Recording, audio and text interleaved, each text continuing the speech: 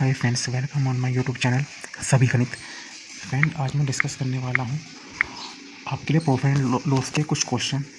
इसी टाइप के question exam में बनते हैं। अगर आपने ये क्वेश्चन सीख लिए तो आप कुछ ही सेकंड में हल कर लेंगे, ठीक है फ्रेंड। और ये चारों क्वेश्चन किसी न किसी एग्जाम में से कुछ क्वेश्चन मतलब किसी न किसी एग्जाम में आ चुके हैं, ठीक है फ्रेंड। तो इन क्वेश्चन को आप अच्छी तरीके से सीख लीजिए और मैं इस तरीके से बताने की कोशिश करूँगा कि आपका क्वेश्चन ये जल्दी सॉल्व हो जाए, ठीक है फ्रेंड। तो वन बाय वन इनको मैं डिस्कस करने वाला हूँ, ठीक है। तो ट्रिक से मैं इन क्वेश्चन को बता रहा हूँ, ठीक है। तो पहले क्वेश्चन को मैं रीड करता हूँ। 200 सेब बेचने से एक फल विक्रेता को 40 सेब के विक्रय मूल्य के बराबर लाभ होता है, ठीक है मैम। 200 सेब बेचने से एक फल विक्रेता को 40 सेब के विक्रय मूल्य के बराबर लाभ होता है, तो लाभ प्रतिशत बताइए। तो ठीक है, लाभ प्रतिशत बताना है हमें। तो किस तरीके से सॉल्व करेंगे, आइए तो फर्स्ट क्वेश्चन को हम सोल्व करते हैं। तो फ्रेंड, बस आपको कुछ जिस तरीके से मैं बता रहा हूँ आप उस तरीके से ही करिए, आपका क्वेश्चन विद इन सेकेंडों में हो जाएगा।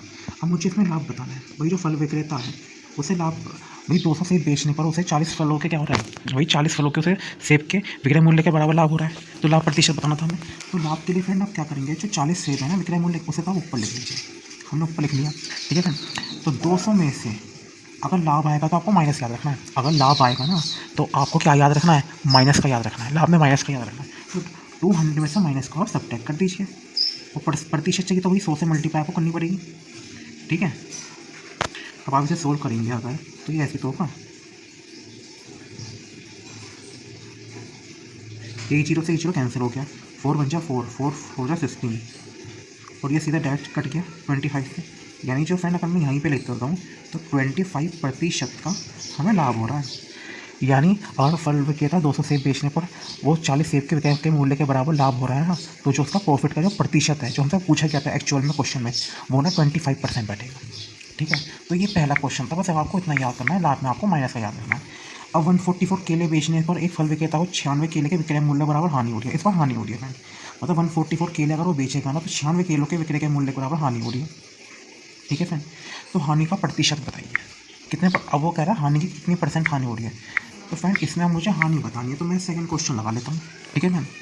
अब मुझे इसमें क्या बतानी है फ्रेंड, हानि। तो आपको हानि के लिए फ्रेंड क्या याद रखना है, ये अगर आपको हानि बतानी है ना फ्रेंड, तो वहाँ पे 40 लिया था बाद वाली चीज़, बाद में 40 था ना, 200 पहले था, इसमें बाद में क्या है 96। तो 96 को हमने ऊपर लिख लिया नहीं लिख लिया, ठीक है।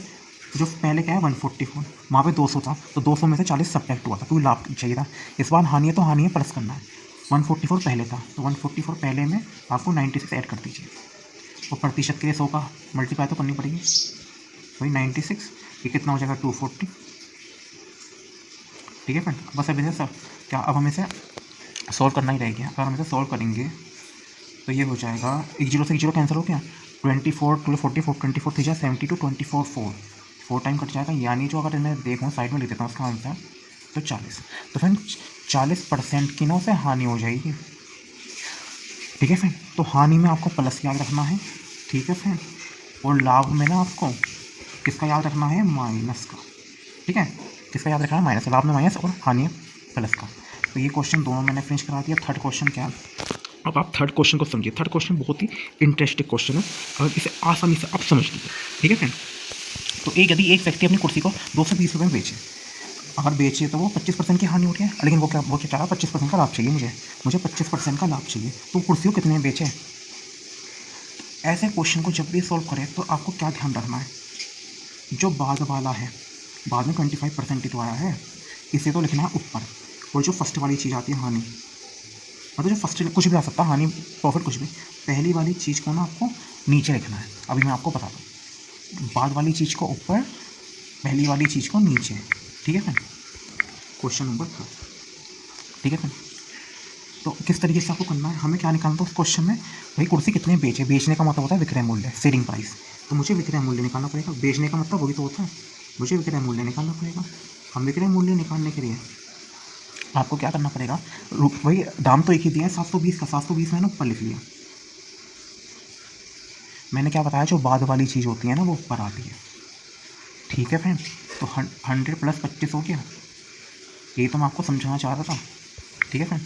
कौन सी चीज़ ऊपर, मैंने कहा ये वाली, 25% बाद में तो आया, तो इसे तो आप लिखें ऊपर, वही 25% पहले आ गया, तो इसे आप कहाँ लिखोगे, इससे आप लिखोगे नीचे, ठीक है फ्रेंड। ये मैं आपको समझाना चाहता हूँ। अब तो बस इसे सिंप्लीफाई करना रह गया। 720 125 और नीचे कितना हो जाएगा, ये हो जाएगा 75।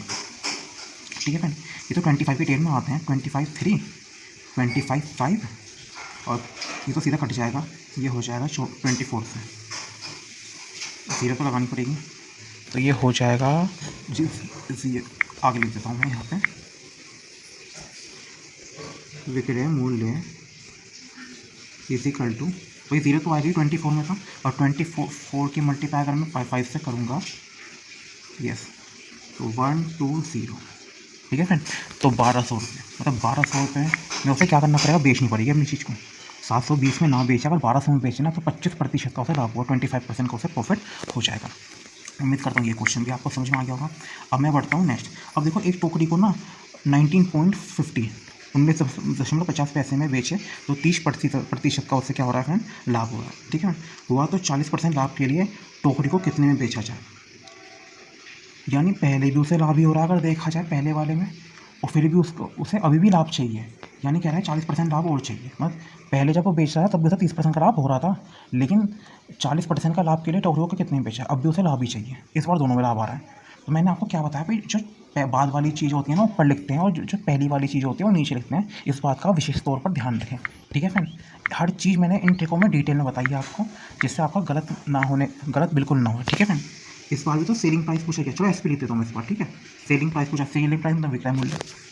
ठीक है फ्रेंड, तो पहले 720 रुपये आया था, इस बार 19 पॉइंट, ये क्वेश्चन में हमें दिया गया। ठीक है फ्रेंड, तो बाद वाली चीज़ ऊपर आती है, तो बाद में कितना था 40%, तो मैं ऊपर लिखूँगा इसे। इस तरीके से आपको याद रहना, और ये चीज़ याद है ना आपको, तो फिर तो कोई दिक्कत ही नहीं है। और नीचे भी इस बार प्रॉफिट ही आएगा, क्योंकि पीछे है ना, तो कितना प्रॉफिट था क्वेश्चन में, 30% था। बस ये क्या है, अब सिंप्लीफाई करना रह गया है।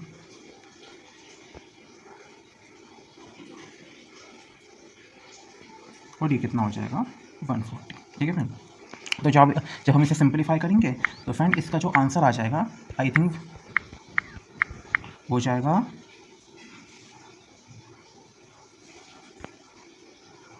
195, 13 से कैंसिल हो जाता है, 131, यस 13 से ये डिविजिबल हैगा। तो यहाँ पे जो फ्रेंड इसका आंसर आ जाएगा, मुझे जहाँ तक याद है वो हो जाएगा इसका आंसर 21, यानी जो सेलिंग प्राइस आ जाएगा फ्रेंड वो आपका आ जाएगा 21।